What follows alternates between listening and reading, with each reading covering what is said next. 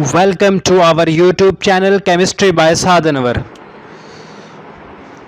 बिस्मिल्लाहिर्रहमानिर्रहीम। अस्सलाम वालेकुम स्टूडेंट्स। आज जो टॉपिक हमने डिस्कस करना है बड़ा इंपॉर्टेंट टॉपिक, हमारे प्रीवियस लेक्चर से, प्रीवियस वीडियो लेक्चर से इसका बड़ा गहरा रिश्ता क्या है। Quantum mechanical treatment of tunnel effect. इसका दूसरा नाम equation for tunneling through a one dimensional rectangular barrier. हमारे पास एक वन डायमेंशनल रेक्टेंगुलर बैरियर है। मैंने ये डायग्राम बनाई है। इस फिगर का जो कैप्शन है वो नीचे नहीं लिखा क्योंकि जगह नहीं थी। मैंने इस फिगर का कैप्शन यह लिख दिया। ये फिगर क्या है, ये कैप्शन बता रहा है। Figure caption, wave function associated with the tunneling of a particle through a rectangular potential energy barrier. आपने जब अपने नोट्स में डायग्राम बनानी है तो इस कैप्शन को डायग्राम के नीचे लिख देना है। ठीक है, चलते हैं डायग्राम की तरफ। यहाँ 3 पोर्शन है, 3 पोर्शन है, रीजन है, 3 रीजन है, रीजन 1, रीजन 2, रीजन 3। देखें, एक पार्टिकल आता है अकॉर्डिंग टू क्लासिकल मैकेनिक्स। उस पार्टिकल की काइनेटिक एनर्जी तो है लेकिन इतनी कम है, जबकि पोटेंशियल बैरियर की हाइट और पोटेंशियल एनर्जी ज़्यादा है, तो वो पार्टिकल यहाँ क्रॉस नहीं कर पाएगा और बाउंस बैक हो जाएगा। लेकिन क्वांटम मैकेनिक्स कहती है ना, क्वांटम मैकेनिक्स कहती है कि वो पार्टिकल क्रॉस करके दूसरी साइड पर चला जाएगा। पार्टिकल रीजन 1 से आएगा, रीजन 2 पोटेंशियल बैरियर में एंटर होगा, पेनिट्रेट होगा, और रीजन 2 पोटेंशियल बैरियर के रीजन से निकलकर रीजन 3 में पार्टिकल चला जाएगा। उसकी वेव फंक्शन चली जाएगी।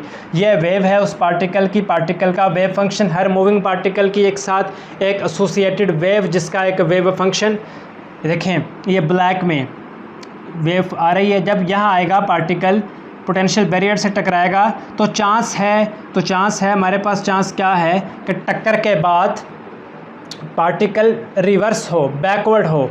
तो बैकवर्ड जो वेव बनेगी, ये जो ग्रीन में ये बैकवर्ड वेव शो हो रही है, बैकवर्ड वेव ये कहलाएगी रिफ्लेक्टेड वेव। रिफ्लेक्टेड वेव का वेव फंक्शन है psi B is equal to B e raise to power minus iota k1x। ये रिफ्लेक्टेड वेव का वेव फंक्शन है। इस पे हम बाद में बात करेंगे कैसे है। और जो ये वाला वेव फंक्शन है psi a is equal to A E raise to power iota kx, ये फॉरवर्ड वेव, वो वेव जो फॉरवर्ड जा रही है पोटेंशियल बैरियर की तरफ, फॉरवर्ड वेव का वेव फंक्शन है। पोटेंशियल बैरियर में वेव एंटर हो गई। अब पोटेंशियल बैरियर में जो वेव एंटर होगी वहाँ कोई ऑसिलेटिंग वेव नहीं, वो एक्सपोनेंशियली डिक्रीज़ हो रही है। वेव एक्सपोनेंशियली डिक्रीज़ हो रही है, सो एक्सपोनेंशियली डिके हो रहा है। यहाँ जो वेव फंक्शन है फाई बी वो है c is equal to C E raise to power minus k2x। अब यहाँ हमने आयोटा नहीं लगाना, अभी बताऊंगा क्यों नहीं लगाना। फिर यहाँ से जब वेव बाहर निकलती है तो रीसर्फेस करती है, कंटिन्यू टू मूव करती है। उस वक्त जो वेव फंक्शन है वो है A prime e raise to power iota k1x। अब यहाँ देखें, यहाँ वेव फंक्शन का सिर्फ एक पार्ट है, जबकि इस पोर्शन में वेव फंक्शन के 2 पार्ट हैं, एक ये वाला पार्ट और एक रिफ्लेक्टेड वेव का ये वाला पार्ट। यहाँ सिर्फ एक पार्ट इसलिए है कि जब यहाँ वेव आएगी तो वेव ने किसी चीज़ से टकराकर बाउंस बैक नहीं होना, रिफ्लेक्ट नहीं होना, इसलिए यहाँ सिर्फ एक पोर्शन है वेव फंक्शन का।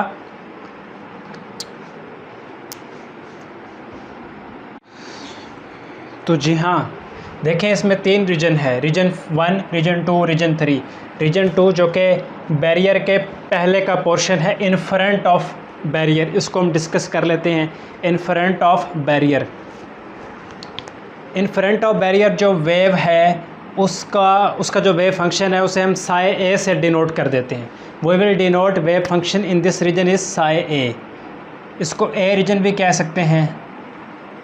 The one dimensional Schrodinger wave equation to be solved. जो हमने स्क्रोडिंजर वेव इक्वेशन सॉल्व करनी है 1D के लिए, वो ये वेव है जो हमने सॉल्व की है, वो है स्क्रोडिंजर वेव इक्वेशन। ये है, हम पहले से जानते हैं।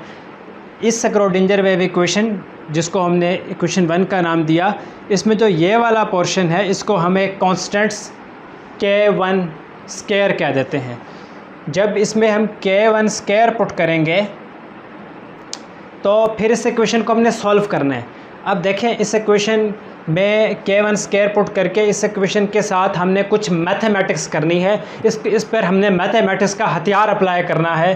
तो इक्वेशन 1 हमें एक सलूशन देगी। वो सलूशन क्या है? वो solution of equation 1 is psi a is equal to a e raise to power iota k1x plus b raise to power minus iota k1x। ये इक्वेशन 1 का सलूशन है। ये इक्वेशन 1 का सलूशन है। ये आया कैसे? ये आया ऐसे कि हमने इक्वेशन 1 को सॉल्व किया। Equation 1 second order differential equation है। जब हमने इस पर मैथमेटिक्स का हथियार अप्लाई किया, इसको सॉल्व किया, तो हमारे पास ये आया। वो प्रोसीजर क्या है वो एक अलग टॉपिक हो जाएगा, वो हम फिर कभी डिस्कस लाजमी करेंगे। आपने मुझे याद करवाना है। अच्छा, अब हम ये बहस करते हैं कि ये बता हमें क्या रहा है, इससे हमें मिल क्या रहा है। इस वेव फंक्शन के दो पार्ट्स हैं। जो ये वाला पार्ट है ये इंसिडेंट वेव का पार्ट्स है। वो वेव का पार्ट जो पोटेंशियल बैरियर पर आकर टकराता है इंसिडेंट है फॉरवर्ड वेव।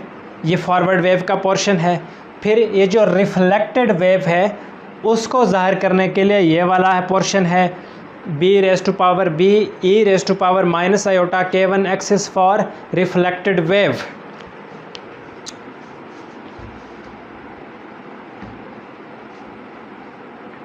स्टूडेंट्स ये देखें, अब हम बात करेंगे inside the barrier second region पे, जो कि इनसाइड द बैरियर है। इस पोर्शन के लिए जो हम स्क्रोडिंजर वेव इक्वेशन लिखेंगे वो हमने ये लिखी है।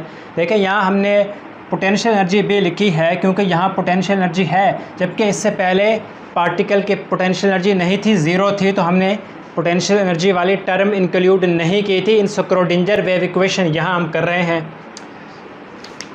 तो इस इक्वेशन 2 में जो ये वाला पोर्शन है मेरे दोस्तों, उसे K2 के इक्वल सपोज कर दें, उसे यहाँ K2 पुट कर दें। इस इक्वेशन पे मैथमेटिक्स का हथियार चलाएं तो ये इक्वेशन हम इस इक्वेशन का जो सलूशन मिलेगा वो हमें ये वाला मिलेगा। यह चीज़ नोट करनी है, यहाँ हमने आयोटा नहीं लिखा। क्यों नहीं लिखा? क्योंकि उसकी ज़रूरत नहीं थी। क्यों उसकी ज़रूरत नहीं थी? क्योंकि यहाँ जो वेव है वो एक ऑसिलेटिंग वेव नहीं है, वो एक ऑसिलेटिंग वेव नहीं है, वो एक सिंपली एक्सपोनेंशियल डिके फंक्शन है। तो यहाँ हमने आयोटा नहीं लिखा। It should be noted that iota is not needed in the exponent because here psi b does not represent an oscillating wave, it is an exponential decay function। और यहाँ v not greater है e से, इसलिए हमने यहाँ iota नहीं लिखा। तो जी हाँ स्टूडेंट्स, अब हम बात करेंगे रीजन 3 की।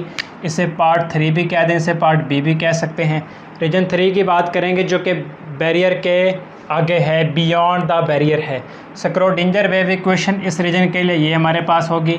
इस स्क्रोडिंजर वेव इक्वेशन को हम सॉल्व करेंगे तो इसका वेव फंक्शन हमारे पास ऐसे आएगा।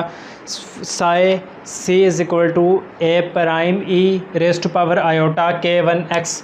एक पोर्शन है, प्लस के बाद जो दूसरा है वो ज़ीरो हमने कर दिया। प्लस के बाद जो दूसरा फैक्टर है वो ज़ीरो कर दिया, क्योंकि जब वेव यहाँ आएगी तो कोई चांस नहीं है कि पार्टिकल उधर से भी आए या वेव इधर जाके रिवर्स हो या पार्टिकल उधर से आए, तो इसलिए इसका सिर्फ एक पोर्शन।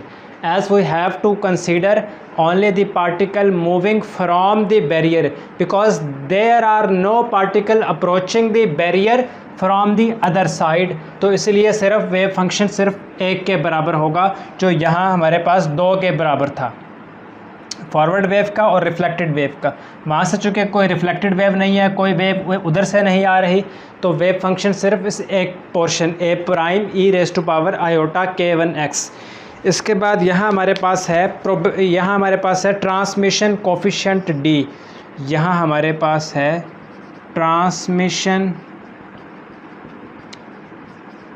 कोफिशिएंट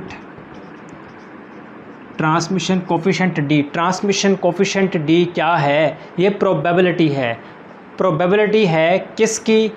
इलेक्ट्रॉन के पार्टिकल के होने की इन रीजन 3 रीजन 3 में इलेक्ट्रॉन के पार्टिकल के पाए जाने के चांसेस, रीजन 3 में इलेक्ट्रॉन के पार्टिकल के पाए जाने की प्रोबेबिलिटी है ट्रांसमिशन कोएफिशिएंट।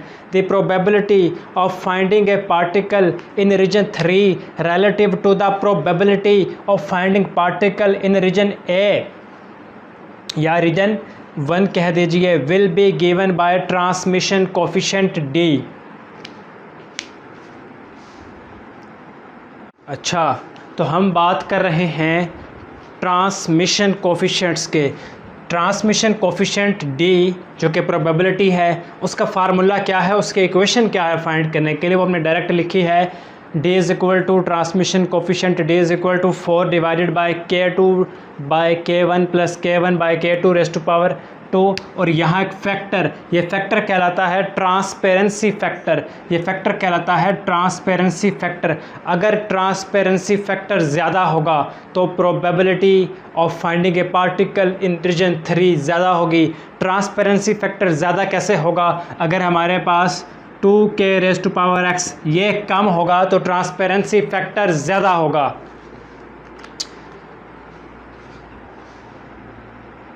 अगर हमारे पास 2k 2x ये कम होगा तो ट्रांसपेरेंसी फैक्टर ज़्यादा होगा, ट्रांसपेरेंसी फैक्टर ज़्यादा होगा, प्रोबेबिलिटी ट्रांसमिशन कोएफिशिएंट डी ज़्यादा होगा। तो जी हाँ, ये स्टूडेंट्स व्यूअर्स, ये हमने डिस्कशन की, मैथमेटिकल पॉइंट ऑफ व्यू से सारे टॉपिक को देखा। तो आपको इसमें से मुझसे कुछ पूछना हो, कोई चीज़ आप शेयर करना चाहें तो कमेंट्स में कहें। किसी चीज़ से आप डिसएग्री करते हो, कोई बात आपको अच्छी ना लगे, समझ ना आए, आप समझते हो कि सही नहीं है, तो आप मुझे बता सकते हैं। अपना बहुत सा ख्याल रखें। अल्लाह हाफिज़।